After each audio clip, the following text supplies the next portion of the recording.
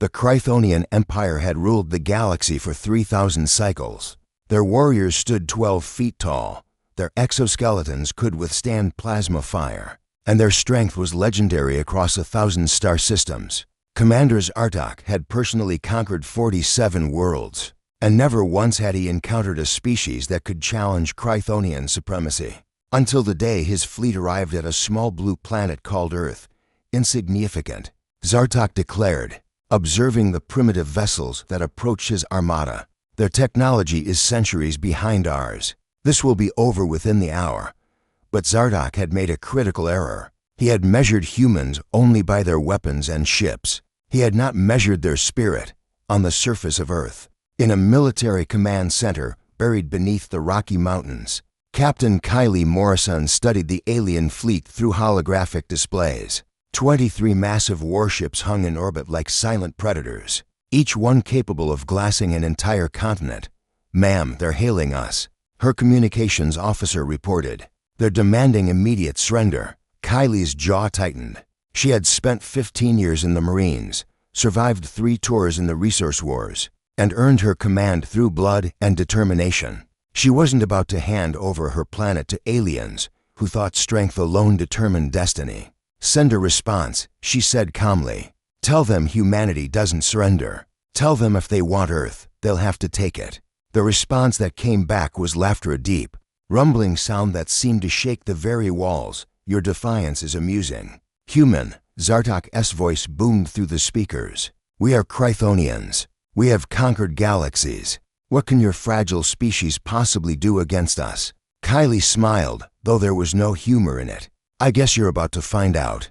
The first Chrythonian drop pods hit Earth's surface 6 hours later. They landed in strategic locations, worldwide military bases, population centers, resource hubs. The aliens emerged from their pods like walking fortresses, their armor gleaming, their weapons humming with deadly energy. In Colorado, a platoon of Chrythonian shock troops marched through the streets of Denver, expecting chaos and surrender. Instead, they found William Chen waiting for them.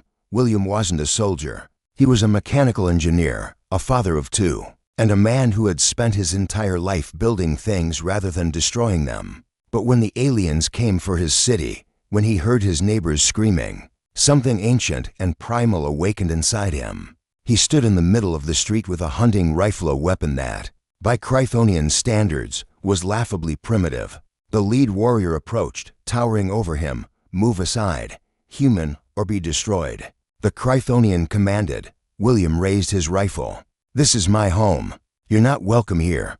The Chrythonian laughed and reached for him. What happened next would be replayed across the galaxy for generations to come.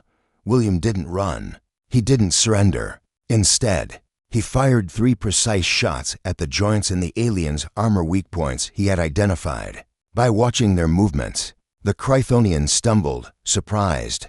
In that moment of hesitation, William dropped his rifle, grabbed a piece of rebar from a nearby construction site, and swung it with every ounce of strength his human body possessed. The impact wasn't enough to kill the warrior, but it was enough to knock him down, and that changed everything. Across the planet, humans witnessed what William had done. They saw that the Chrythonians could bleed, could fall, could be fought, and humanity, that stubborn, adaptable, relentless species, began to fight back with everything they had. They used guerrilla tactics the Chrythonians had never encountered. They turned their cities into mazes of traps and ambushes. They adapted alien technology faster than the Chrythonians thought possible. Most importantly, they refused to give up. Captain Kylie Morrison led a strike team that hijacked a Chrythonian transport ship, using salvaged alien tech and human ingenuity. Her team modified Earth's defensive satellites into weapons that could pierce Chrythonian shields. It wasn't elegant, it wasn't perfect, but it worked. Commander Zartok watched from his flagship as his casualties mounted. 50 warriors lost, then 100, then 200. These humans, these supposedly weak, fragile creatures, were fighting with a ferocity he had never witnessed. "They don't know when they're beaten," his second-in-command observed. "No," Zartok said slowly.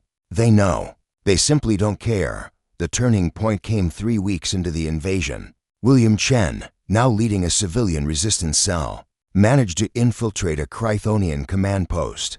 Using nothing but homemade explosives and tactical brilliance learned from online military forums, his team destroyed the aliens' primary communication hub. In orbit, Kylie's forces launched a coordinated strike on the flagship. They couldn't match Chthonian firepower, so they didn't try. Instead, they used suicide drones, electromagnetic pulses, and plain old ramming tactic strategies the Chthonians considered barbaric and beneath them. But they worked. As Zartok's flagship began to burn, he made a decision that would echo across the galaxy. He ordered a full retreat. "But Commander, we are Chthonians." His officers protested. "We have never retreated, and we have never faced humans before," Zartok replied, watching the blue planet below. "These creatures, they don't fight to win. They fight because they refuse to lose. There is a difference, a crucial one." The Chthonian fleet withdrew, leaving Earth battered but unbowed. News of humanity's victory spread across the galaxy at faster-than-light speeds. The species that had stood against the mighty Chthonians, the fragile beings who had no right to win, but won anyway through sheer determination and adaptability. Kylie Morrison and William Chen became legends, but they never sought glory. They simply returned to their lives, knowing that they had defended their home. But the galaxy had learned an important lesson that day. Physical strength wasn't everything. Technology wasn't everything. What mattered was the refusal to surrender, the ability to adapt, and the courage to stand up even when victory seemed impossible. Humanity had arrived on the galactic stage, and nothing would ever be the same again.